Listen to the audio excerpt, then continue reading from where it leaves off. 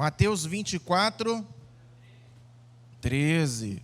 24, 13, você já decorou, não é isso? Sim ou não? Começa com aquele. Hã? Aquele o quê? Aquele, porém, que perseverar até o fim, esse será salvo. Podemos dizer novamente? Aquele, porém, que perseverar até o fim, esse será salvo. Tem um esse aí, vamos dizer de novo? Aquele...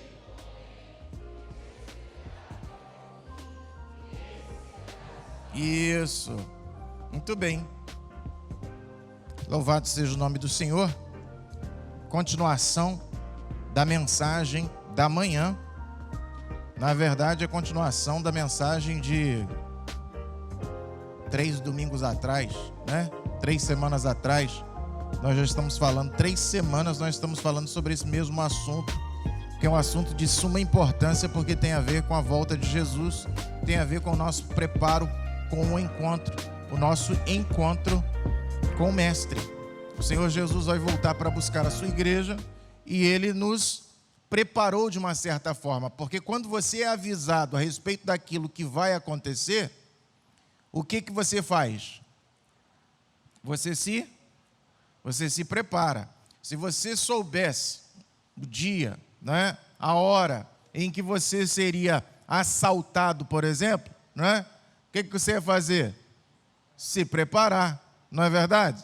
E se preparar, olha, se tal dia, tal hora eu vou ser assaltado, seja em casa, só que ninguém te contou se vai ser em casa ou se vai ser na rua, né? Então, você se prepara, né? Se prepara.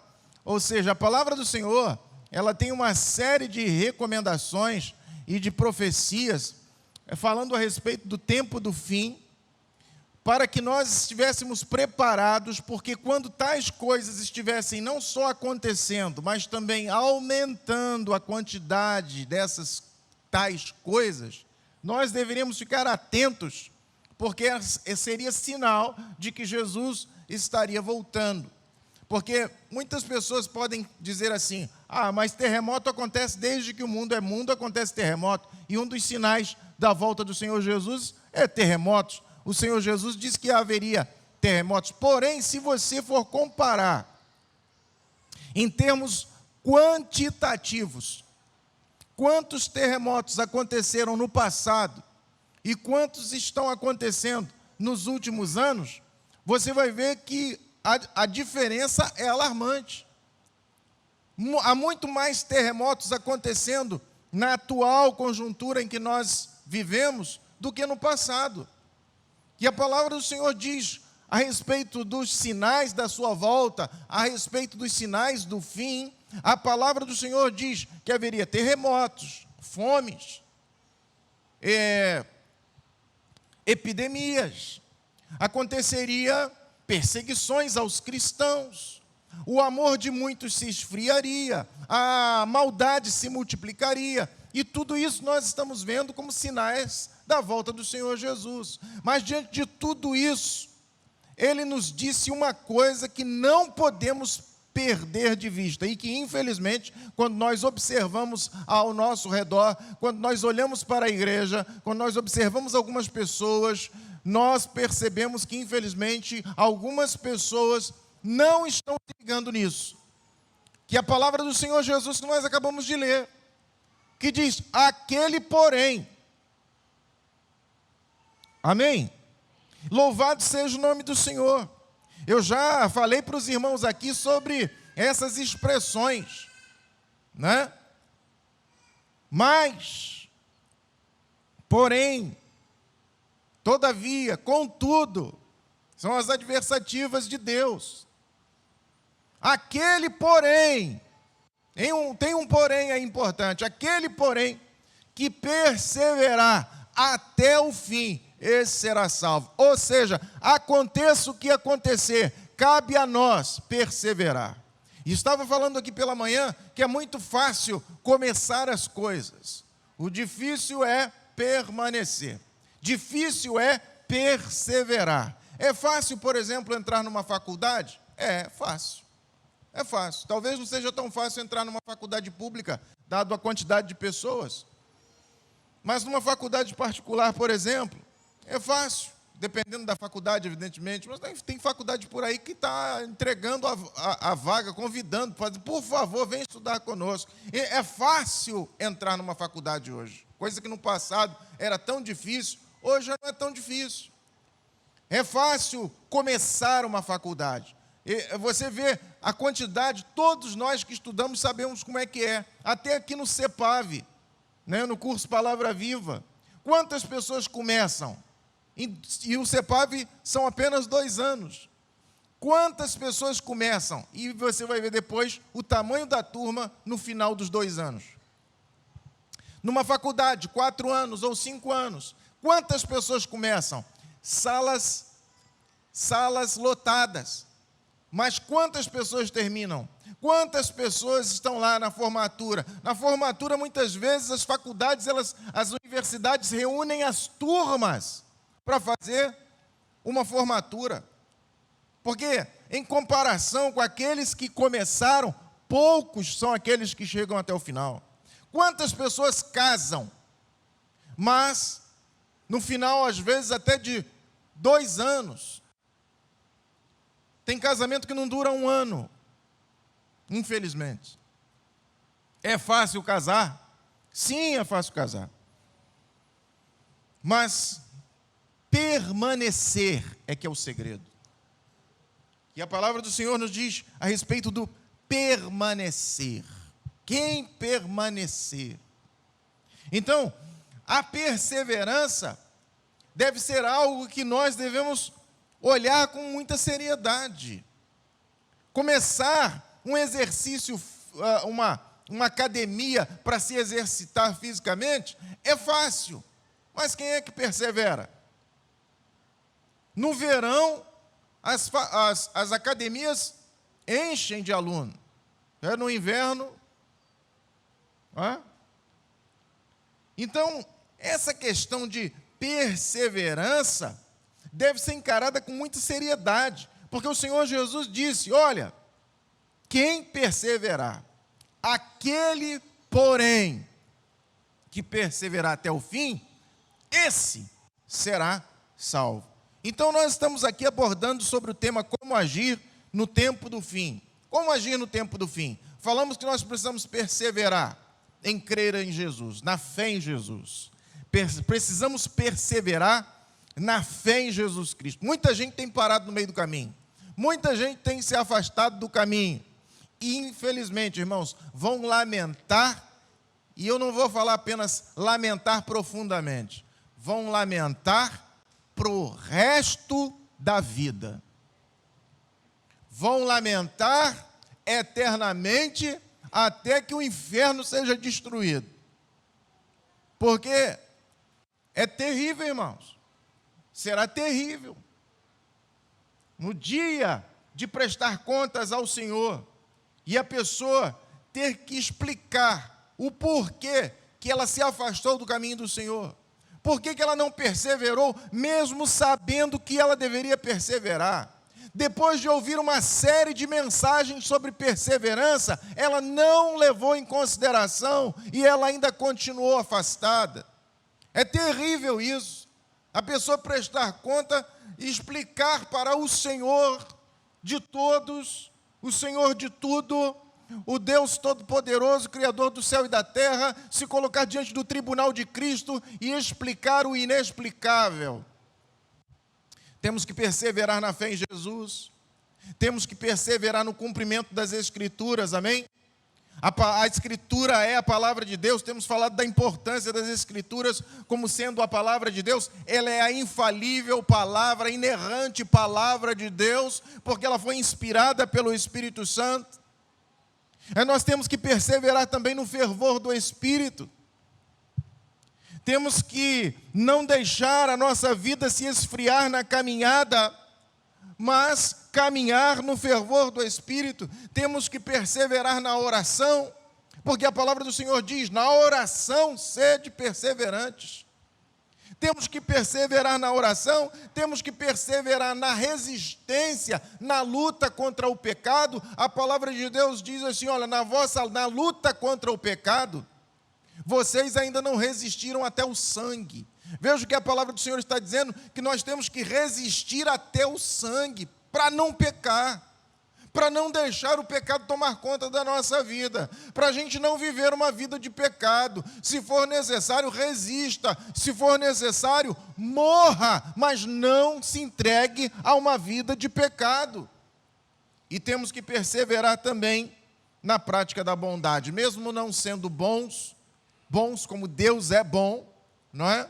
Perto de Deus nós não somos bons, porque a bondade faz parte da natureza de Deus, da nossa não, depois do pecado, mas como também fomos criados à imagem e semelhança de Deus, mesmo uma pessoa que não teve um encontro com a pessoa de Jesus é capaz de praticar coisas boas. Você já viu por aí, de vez em quando você anda pelas ruas e na frente das lojas, você vê ali uma cumbuca com ração para cachorro, outro para gatos, e mais um pouco de água.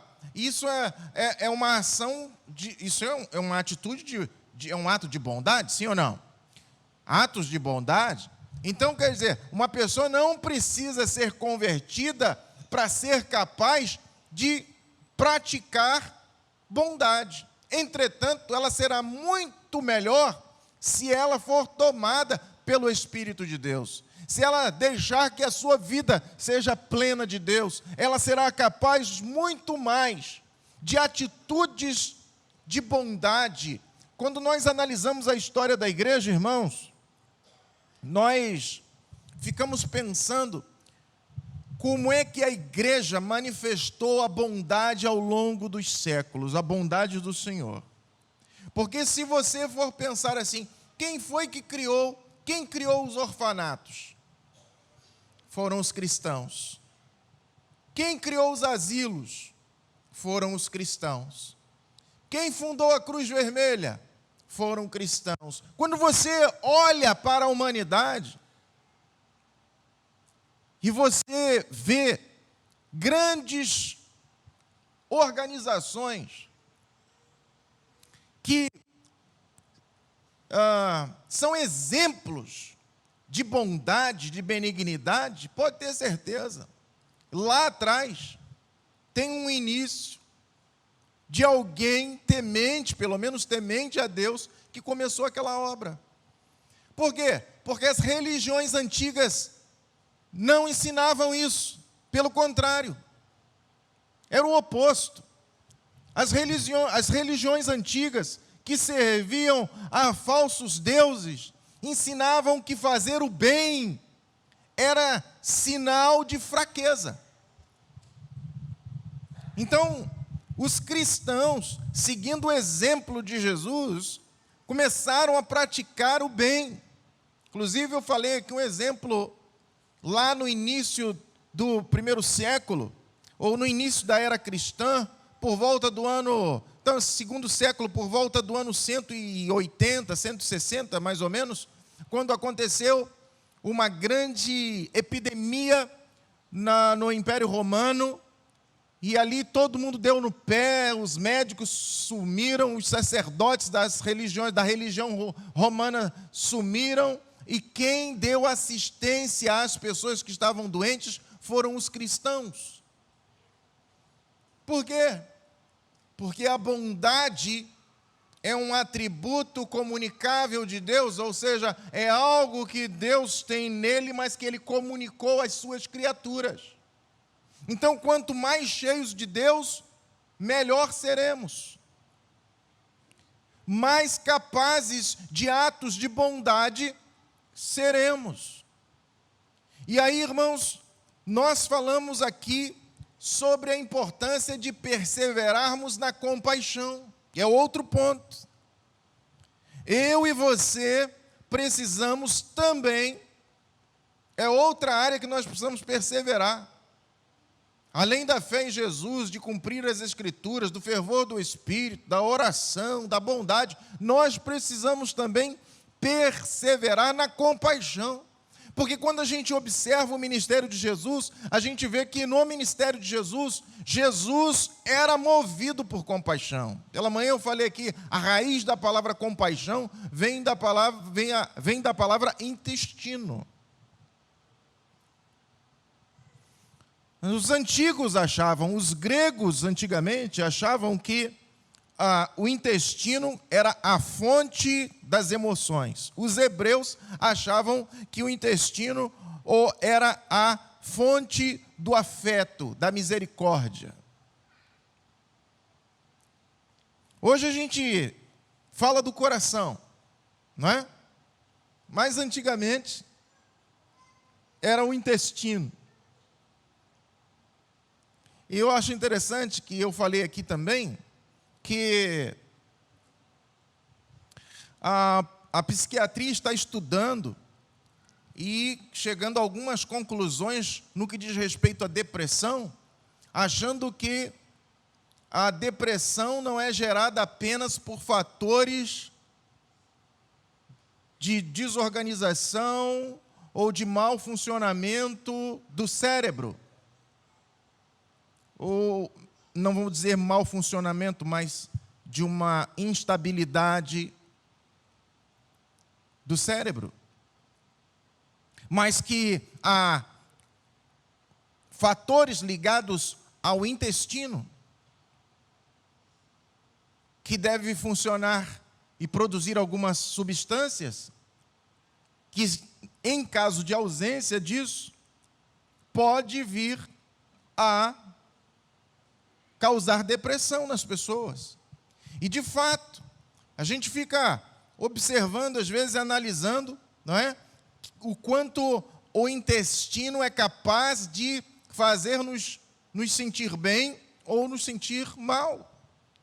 Uma pessoa cujo intestino não funciona bem é uma pessoa enfesada. Uma pessoa cujo intestino não funciona bem é uma pessoa irritada, se irrita com facilidade, não é? Eu vou deixar esse assunto para os psiquiatras, mas apenas para a nossa consideração, apenas para a nossa reflexão aqui. Deixa eles chegar à conclusão que terão que chegar, mas o fato é que a palavra do Senhor nos diz, lá em Mateus capítulo 14, que Jesus Cristo, ele soube da informação de que João Batista estava morto. Mataram João Batista por ordem de Herodes, a pedido de Salomé, ou da mãe e da filha. E ali então, João Batista foi decapitado, sua cabeça foi trazida numa bandeja, e aí Jesus sai daquele lugar. Jesus pega um barco, sai daquele lugar e vai para um lugar deserto, ou seja, Jesus queria ficar sozinho. Já quis ficar sozinho alguma vez, irmão?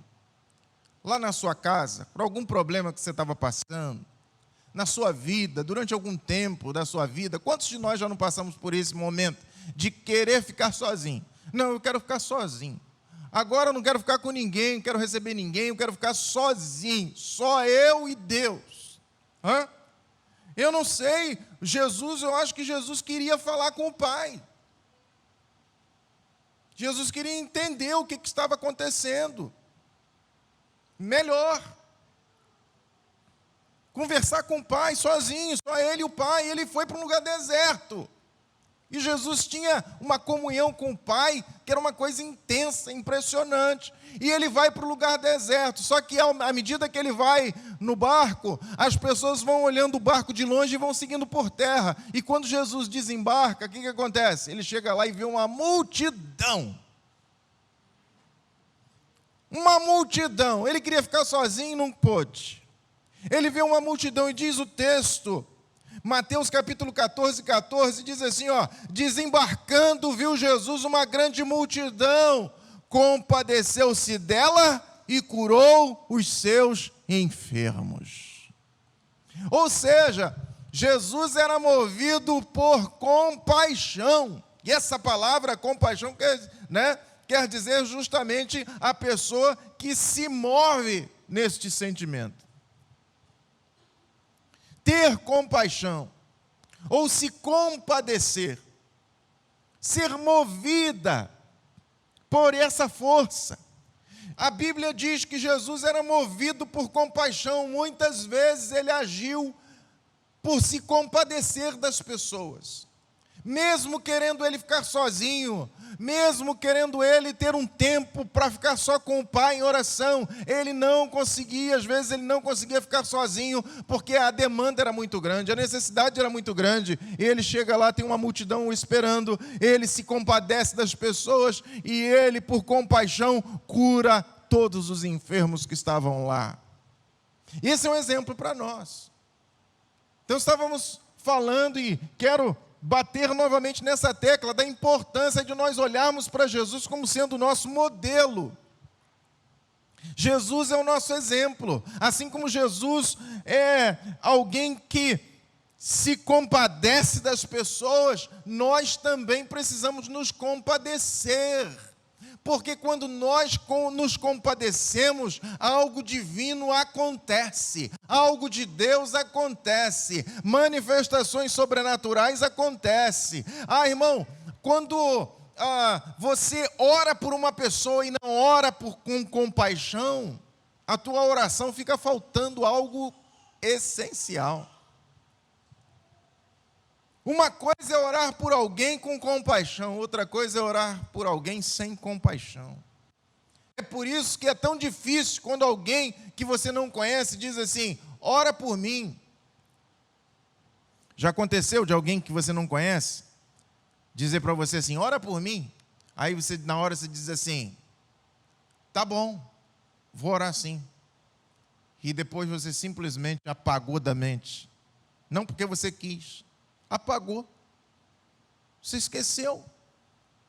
Por isso a melhor hora quando alguém diz assim: ora por mim, é você orar agora. Se alguém chega para você e diz assim: ora por mim, vamos orar agora. Só assim eu não vou correr o risco de esquecer. Se é gente desconhecida, corre o risco de você esquecer, porque você não está tendo compaixão. Compaixão implica em identificação, está entendendo? Ter compaixão de alguém significa se identificar com a necessidade daquela pessoa. Jesus se compadecia tanto que ele chorava pelas necessidades das pessoas. Você olha lá, as pessoas leem a ressurreição de Lázaro e ficam pensando assim: mas se Jesus já sabia que o homem ia ressuscitar, por que Jesus chorou? Não é? Porque Jesus, antes de sair de lá de onde ele estava, ele diz para os seus discípulos assim: Lázaro dorme e nós vamos lá acordá-lo. E os discípulos de Jesus sempre, parece que não entendendo muito bem o que Jesus dizia, os discípulos de Jesus tinham algum problema, não é? Parece que tinham algum problema, que eles só entendiam as coisas, às vezes, literalmente. Jesus diz para eles: Lázaro dorme, e nós vamos lá para despertá-lo. E os discípulos chegam para ele e dizem: Senhor, se ele dorme, daqui a pouco ele acorda. A gente precisa sair daqui para viajar, para ir tão longe, para acordar uma pessoa que está dormindo? Ô Jesus, por favor. Aí Jesus teve que falar abertamente: Lázaro morreu. E então eles viajam até lá. E Jesus chega e quando vê aquele quadro, aquela tristeza, Jesus sabia muito bem o que ele ia fazer. Jesus já saiu de lá sabendo o que ia acontecer. Mas ele chega lá e chora. Aí você diz: por que Jesus chorou? Porque, meu irmão, eu creio que quando Jesus olhou para aquela situação, Jesus chorou, porque nada daquilo era para acontecer daquele jeito. Deus não criou o ser humano para morrer. Deus não criou o ser humano para sofrer. Mas diante da morte, diante da ameaça da morte, diante da sombra do vale da sombra da morte, meu irmão, quem é que não sofre? Quem é que não teme, não é? A não ser que ele se agarre no Senhor, a não ser que ele diga: Senhor, eu tenho certeza que o Senhor está segurando a minha mão para atravessar por esse vale. Jesus viu aquela situação toda e chora, porque aquilo não era para ser assim. Não foi a primeira vez que Jesus sofreu por causa da situação humana. Outra vez ele estava de cima do monte ele olhou para Jerusalém e viu, diz o texto, que Jesus olhou para Jerusalém e viu que aquelas pessoas todas eram como ovelhas sem pastor. E ele disse: Jerusalém, Jerusalém, que matas e apedrejas os profetas. Quantas vezes quis eu ajuntar os teus filhos como a galinha junta os seus pintinhos debaixo de suas asas. Jesus chora, porque Jesus tem compaixão. Quando nós não temos compaixão, a gente não chora por aquilo. A gente não chora por uma pessoa que a gente não sente compaixão por ela. Mas veja, não precisa muito para uma mãe chorar pela situação de um filho ou de uma filha. Para um pai chorar pela situação de um filho ou de uma filha. Irmãos, que drama que os pais vão entender muito bem o que eu estou falando. Quantos pais tem aqui, por favor? Levanta a mão. Quantos pais? Aí, muitos. Lá em cima também. Primeiro filho. Lembra-se do seu primeiro filho? Ou a primeira filha? Está lembrado? Ou a única filha, ou o único filho? Quando nasceu? A primeira vez que essa criança ficou doente. Como é que foi?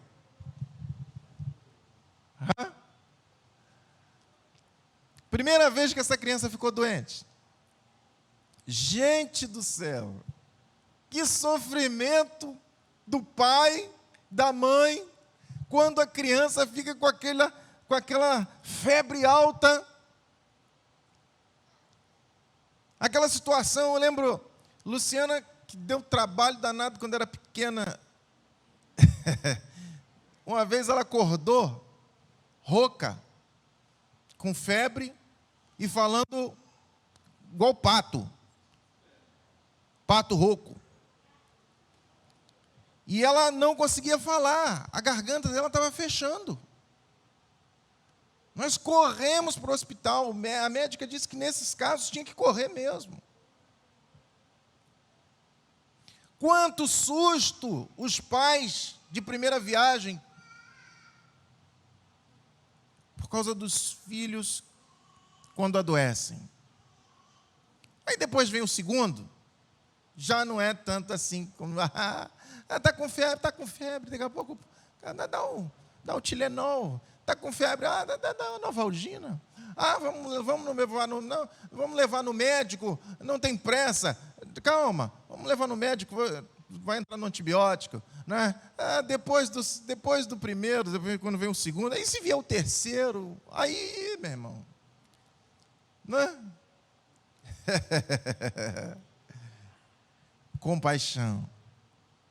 Compaixão, amém, irmãos? O que a compaixão faz? Eu lembro de um médico que eu conheci há muitos anos. O filho dele deu uma doença, não sei qual foi, uma enfermidade de criança, não lembro agora qual. Mas ele pensou que aquilo era algo grave. E ele, como médico, ficou tão desesperado, ele pegou o filho e jogou no colo do colega, outro médico, e disse: salva meu filho, que meu filho está morrendo. E o médico foi examinar a criança e falou: calma, Toninho. Era o doutor Antônio o nome dele. Calma, é isso. E falou o nome da enfermidade. O pai respirou aliviado, porque pensou que era algo grave. Então, meu irmão, a compaixão faz a gente chorar, a compaixão faz a gente sofrer, e é isso que a palavra do Senhor nos ensina quando ela diz assim: alegrai-vos com os que se alegram e chorai com os que choram. Compaixão.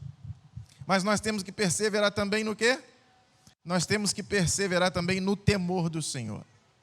Abra sua Bíblia em Atos capítulo 2, versículo 43, veja o que está escrito lá. Atos capítulo 2, versículo 43, diz assim a respeito da vida da igreja primitiva. Como é que viviam os primeiros convertidos? Como é que viviam os primeiros convertidos? Os primeiros convertidos perseveravam na fé em Jesus? Sim. Os convertidos, os novos convertidos, ou os primeiros convertidos, eles obedeciam às palavras dos apóstolos? Sim, eles perseveravam na doutrina dos apóstolos, diz a palavra. Eles tinham fervor do Espírito? Sim, eles andavam no fervor e no poder do Espírito. Eles perseveravam em oração? Sim, os primeiros convertidos perseveravam em oração. Os primeiros convertidos, que mais eles faziam? Eles eram capazes de atos de bondade, eles vendiam suas propriedades e entregavam recurso aos pés dos apóstolos. Eles colocavam lá tudo que eles tinham, ou pelo menos o que tinha sobrando, eles vendiam e doavam para administrar em favor dos necessitados. Era uma coisa extraordinária, e eles também perseveravam no temor do Senhor. Diz Atos 2:43, em verdade, aliás, em cada alma havia temor, e muitos prodígios e sinais eram feitos por intermédio dos apóstolos. Você pode ler esse versículo comigo novamente, irmão, por favor?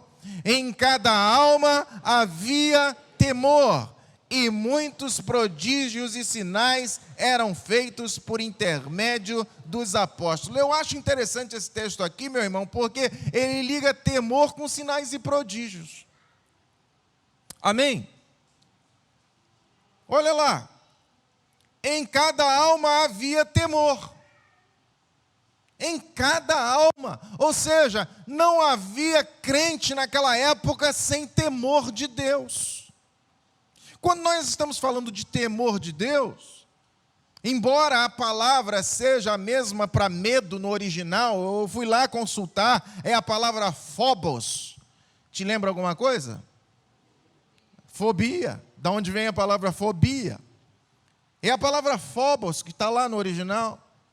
Mas esta palavra não significa ter medo de Deus como nós temos medo. Por exemplo, uma criança tem medo de escuro, uma criança tem medo de fantasma, como uma pessoa tem medo de uma ameaça a ela mesma, a sua estrutura física ou a sua família. Não é esse tipo de medo, mas sim uma reverência, uma santa reverência a Deus, um santo respeito a Deus, e até mesmo um medo das consequências da desobediência a esse todo-poderoso Deus.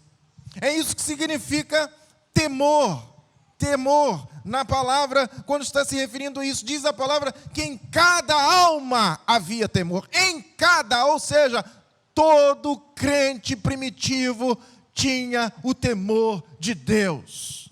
Sabiam que Deus não era o seu amigo imaginário,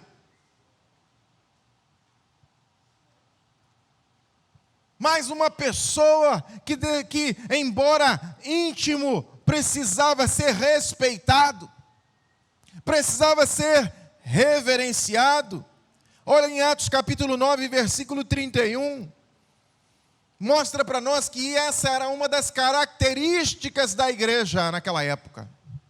A igreja que começou em Jerusalém e depois foi se expandindo por todos os arredores da Judéia e chegou a Samaria e depois chegou a Antioquia e de Antioquia se espalhou para todo o mundo.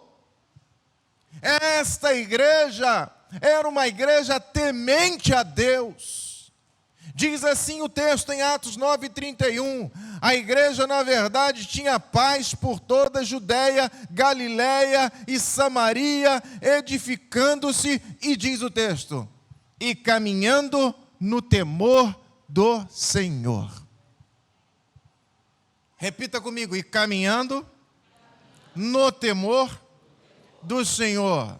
Novamente, e caminhando no temor do Senhor. Só vocês, vai. E caminhando. E volta e meia acontecia alguma coisa para trazer mais temor na vida da igreja. De vez em quando acontecia alguma coisa na igreja primitiva para trazer o temor de volta. Eu imagino que era assim como nós hoje. Acontece uma coisa, a gente se torna mais temente a Deus. Aí, mar tranquilo, a gente começa, não é, a afrouxar, tratar Deus como se fosse um coleguinha, com brincadeiras, etc. Mas, na igreja primitiva, todos temiam a Deus, e quando passava o tempo, de vez em quando acontecia alguma coisa para trazer o povo de volta a esse temor, ou para trazer de volta o temor de Deus. Ora, vocês lembram do episódio de Ananias e Safira? Aconteceu logo no início. Isso está escrito lá em Atos capítulo 5. Vocês lembram da história? Por causa de uma oferta, irmão. Por causa de uma oferta. Por causa de uma oferta. Eu acho tremendo isso aqui. Porque tem gente que lê a Bíblia e não consegue ver isso no Novo Testamento. Ele pensa que os juízos de Deus, as exigências de Deus, a reverência a Deus, o cuidado que tem que se ter com o nome de Deus, é coisa só da antiga aliança. Na nova aliança, você pode esculachar. Entendeu? Tem gente que não consegue ver a necessidade de reverenciar esse Deus que é todo poderoso, que é bom em todo tempo, mas que é o Deus sublime, exaltado, que está sentado no soberano trono. Ali os anjos estão à sua volta e eles não param de dizer: Santo, Santo, Santo é o Senhor. Sim, Deus é santo, e porque Ele é santo, Ele deve ser reverenciado. Não podemos, irmãos, nos achegar em sua presença de qualquer maneira. Se viemos para um culto e queremos ser abençoados neste culto, precisamos vir preparados.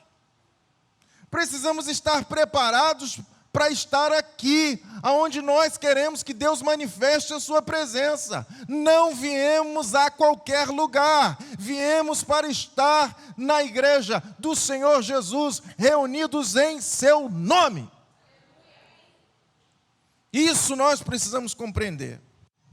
De vez em quando Deus permitia que acontecesse alguma coisa, e foi assim em Atos 5, quando conta que um casal resolveu ter uma brilhante ideia. Por causa da oferta de Barnabé, eles viram Barnabé vender um campo e trazer o dinheiro da propriedade que ele vendeu. Ele veio e trouxe e colocou aos pés dos apóstolos. E então eles ficaram assim, admirados, ou eles ficaram, não sei, talvez invejosos, porque pensaram: olha, está todo mundo na igreja falando bem de Barnabé, e a gente não vai dar nada. A gente tem posse. E os dois, imagina os dois conversando. Mas bem, tudo bem, a gente tem aquela casa lá, a gente pode vender, a gente sabe que a igreja está precisando, afinal de contas tem tanta gente necessitada chegando na igreja, e a gente precisa ajudar, e a gente tem condições de ajudar. Vamos vender aquela casa, tudo bem, vamos, mas acho que a gente não precisa dar tudo, não é? Deus compreende. Deus sabe que a gente precisa também, não é? Sei lá o que vai acontecer no futuro. Vai que vem aí uma pandemia, o governo resolve fechar tudo, né? E aí a gente não consegue trabalhar e tem que ter um dinheiro guardado. Aí que os governadores começam a fechar tudo aí, os prefeitos começam a fechar tudo, aí o Supremo Tribunal Federal dá força, e aí como é que a gente fica? Hã? Tá certo, bem. Que eu acredito que isso foi ideia, não sei, não tenho certeza, eu tenho uma desconfiança de que esse negócio de reservar uma parte foi ideia do Ananias. E a mulher foi na dele. Eu acho que ela virou e falou assim, tá bom, amor, tudo bem, então vamos fazer isso então, mas pelo menos, porque geralmente a mulher é mais mão aberta do que o homem. É verdade. Né? Geralmente, não estou falando que é sempre, mas geralmente é assim. Né? E aí eles combinaram, eles acertaram, então vamos fazer o seguinte, a gente vai dizer lá na igreja, para o apóstolo Pedro, que nós vendemos esse terreno por R$100 mil. Tá? Só que tinham vendido por 200. 100 eles guardaram. E não teria problema nenhum, desde que eles falassem a verdade. O problema foi a mentira.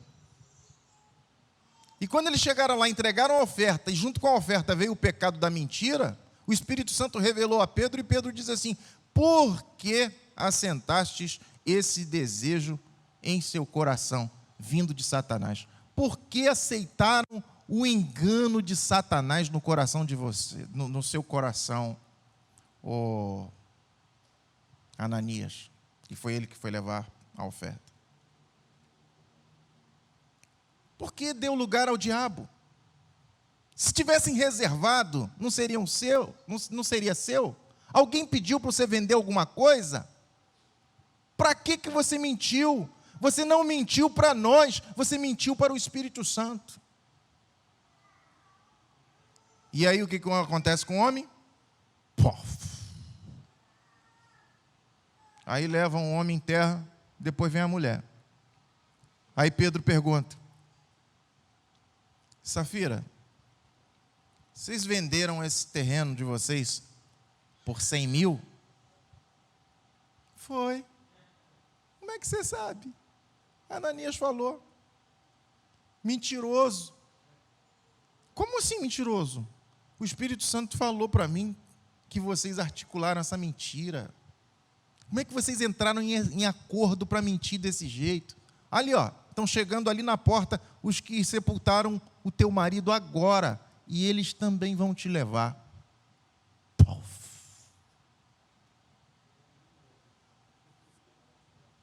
Sabe o que aconteceu? Sabe o que aconteceu com a igreja? Olha lá, Atos 5:11. E sobreveio grande temor, repita comigo, grande temor. E sobreveio grande temor a toda a igreja e a todos quantos ouviram a notícia destes acontecimentos. Houve grande temor em toda a igreja. Irmãos, aqueles irmãos, quem já era temente, passou a andar assim, ó, na ponta. Quem já era temente, meu irmão, agora não ia nem para a igreja sem tomar banho.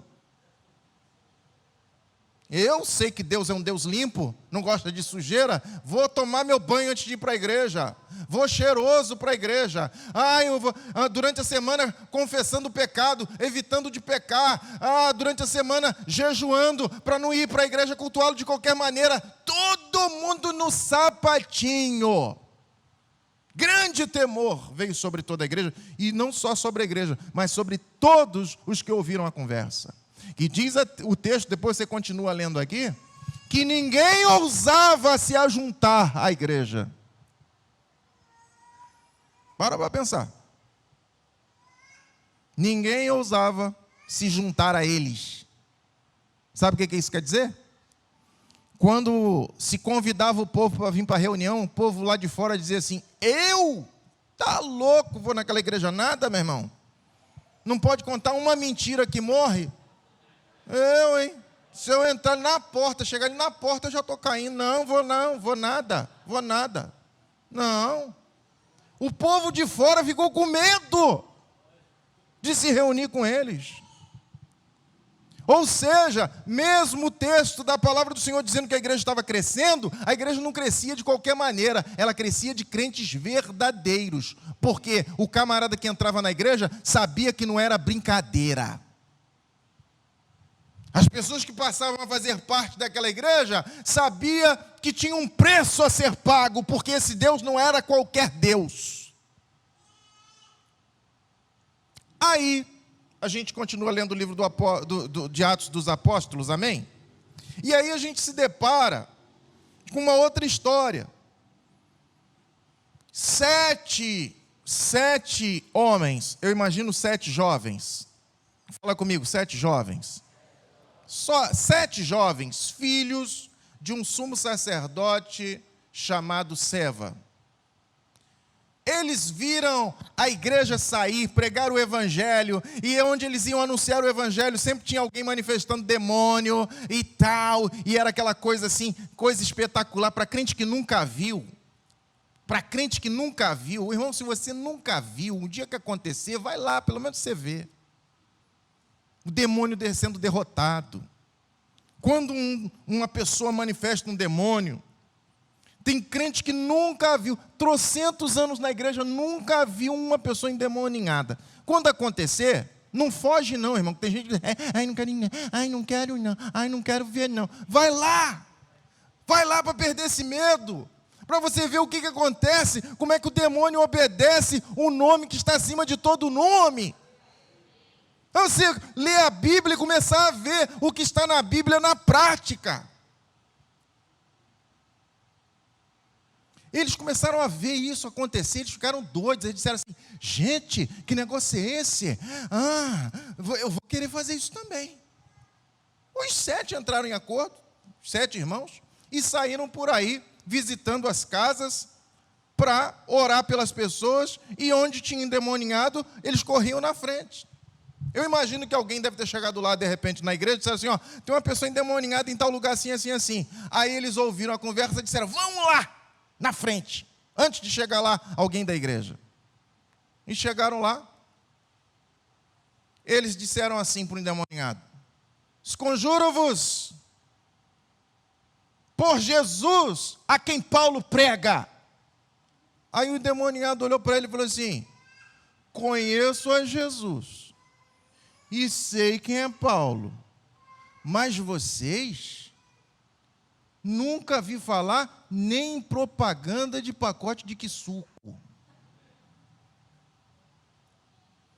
E diz o texto que eles partiram para cima deles, eles foram surrados, saíram rasgados, voltaram envergonhados para casa. E o que foi? Qual foi o resultado disso? Atos 19, 17, olha lá. Chegou este fato ao conhecimento de todos, assim judeus como gregos, habitantes de Éfeso, veio temor sobre todos eles, e o nome do Senhor Jesus era engrandecido. Veio temor sobre todos eles. Esse era o resultado. Acontecia alguma coisa no meio da igreja, de vez em quando acontecia alguma coisa na igreja que trazia temor. Acontecia algum fato extraordinário que trazia temor. Acontecia alguma coisa extraordinária que trazia temor. Hoje os crentes não estão vendo nada de extraordinário acontecendo, perderam o temor. E porque perderam o temor, coisas extraordinárias também não acontecem. Uma coisa puxa a outra. É um círculo vicioso. Já ouviram falar? Tem shows gospel, que poderia ser chamado de chacota gospel. Tem nada demais, irmão, brincar com as coisas engraçadas que acontecem na igreja. Com as coisas que acontecem no meio dos crentes, coisas engraçadas. Irmão, dava para, sabe, quando eu paro para pensar das coisas engraçadas que eu já vi acontecer no meio da igreja, dava para escrever um gibi. Só tem uma coisa, irmão, não se brinca com o nome de Jesus. Não se brinca com a pessoa de Jesus. Não se brinca com o nome de Deus. Não se brinca com a palavra de Deus. Mas as pessoas estão tão assim, se sentindo tão à vontade, que elas já estão, sabe, no gracejo. Outro dia alguém me mandou eu vi num grupo, um banner, mostrando assim a imagem de Jesus carregando 2 sonhos de padaria, grandes. E aí estava escrito assim: os sonhos de Deus são maiores que os seus.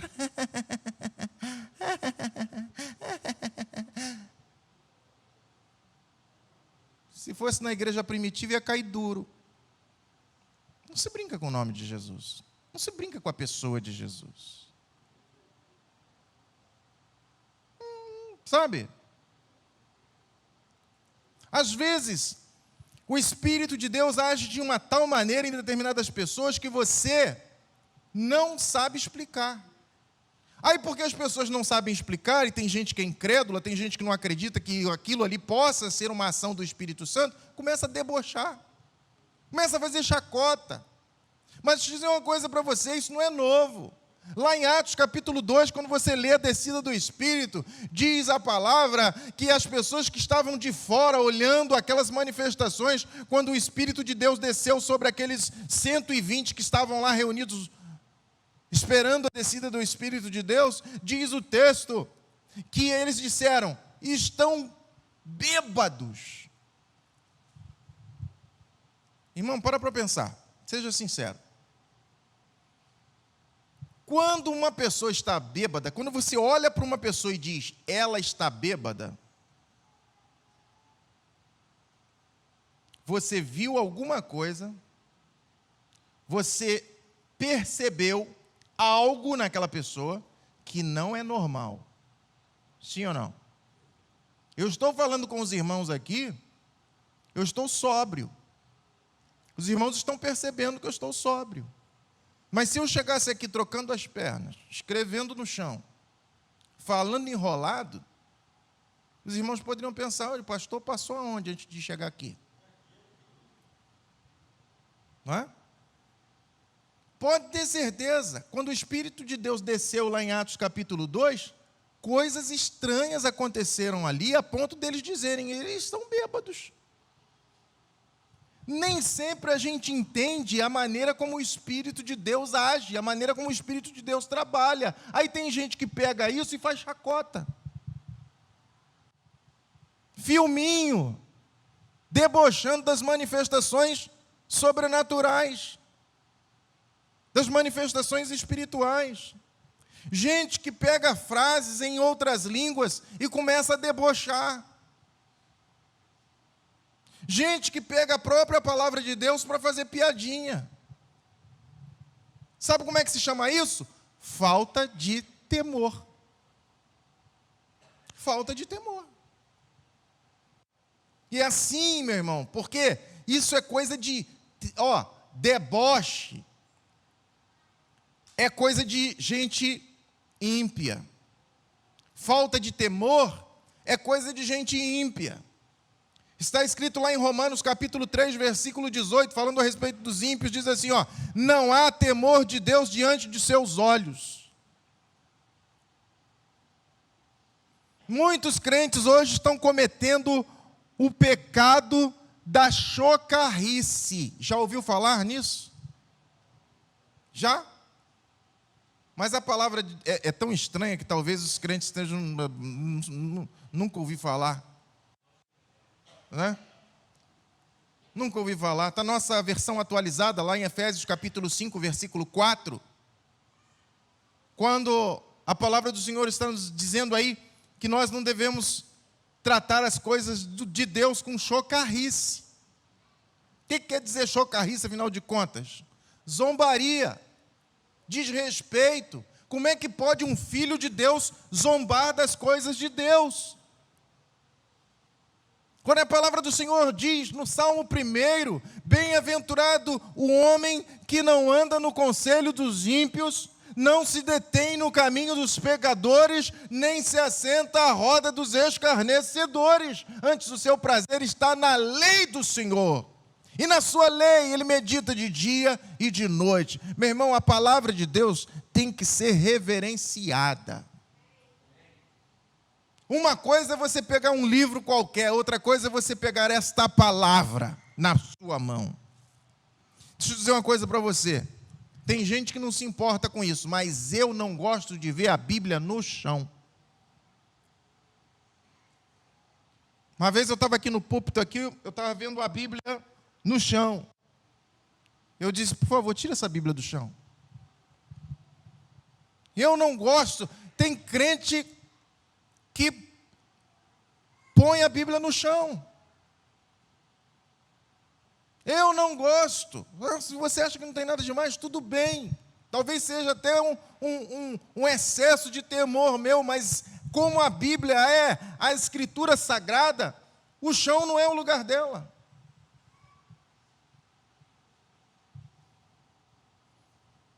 O temor do Senhor nos leva a viver em santidade. Por isso o poder de Deus era tão intenso na igreja primitiva. Está escrito lá em 2 Coríntios capítulo 7, versículo 1. Tendo, pois, ó amados, tais promessas, purifiquemo-nos de toda impureza, tanto da carne como do espírito, aperfeiçoando a nossa santidade no temor de Deus. Aperfeiçoando a nossa santidade no temor de Deus. Temor e santidade andam juntos. Então, meu irmão, preste atenção. Temor, santidade, mais da presença de Deus. Mais da manifestação da presença de Deus. E eu quero concluir esta mensagem com um texto que se encontra no Salmo 25, versículo 14, que nos diz assim: a intimidade do Senhor é para os que o temem. Você quer ter intimidade com Deus? Tem gente que acha que vai poder ter intimidade com Deus à medida que louva, canta, vem aos cultos, lê a Bíblia. Mas olha, se você não for uma pessoa temente a Deus, não tem como ter intimidade com Deus. Para ter intimidade com Deus, a primeira coisa que você tem que ter é temor. Entender que Deus não é qualquer Deus. Que Ele é uma pessoa extraordinária. E que nós temos que saber o nosso lugar. Aí sim, à medida que nós desenvolvemos um relacionamento com Deus na base do temor, que tem outra palavra que vem junto também lá em Filipenses capítulo 2, versículo 12, quando diz assim, desenvolvei a vossa salvação com temor e tremor. Olha, não pode ser diferente, irmão. Não pode ser diferente. Temor e tremor. Isso não é apenas o retrato do Deus da antiga aliança. Deus não devia ser respeitado, reverenciado apenas na antiga aliança. Isso também faz parte da nova aliança. Para ter intimidade com Deus, não basta apenas ficar falando, Deus é meu paizinho. Porque eu descobri que a palavra Abba, que é a palavra pai em hebraico, quer dizer papai ou paizinho. Então agora eu só chamo meu Deus de papai, eu só chamo meu Deus de paizinho. Isso não quer dizer intimidade, não. Intimidade começa com temor, respeito, reverência a quem a pessoa dele é. Por isso o Senhor Jesus, quando ensinou os seus discípulos a orar, diz assim, quando vocês orarem, devem orar assim, Pai nosso que estás nos céus, ele disse, Abba, santificado seja o teu nome. Aleluia. Nome sobre todo nome. O que está escrito lá em Êxodo 20, não tomarás o nome santo do Senhor teu Deus em vão, também faz parte da nova aliança. O nome de Deus não pode ser invocado de qualquer maneira. Pense, irmãos, quando estivermos cultuando a Deus, preste atenção da maneira como você está cultuando a Deus. Às vezes as pessoas, eu vou continuar esse assunto numa outra ocasião, mas às vezes as pessoas, pela manifestação, o seu comportamento, demonstra que não tem o temor devido à pessoa de Deus.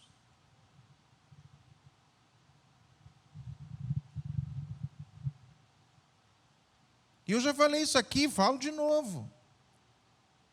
Quando nós estamos no verão, calor intenso, as pessoas, às vezes, vão lá embaixo pegar água para trazer para outra aqui em cima. A menos que esteja passando mal, ou tem que tomar um remédio com hora certa,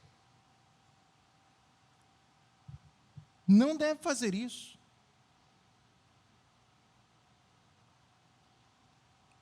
Temor, reverência ao Senhor. Quer intimidade com Ele? Comece com o temor. E você vai experimentar isso. Que Deus nos abençoe.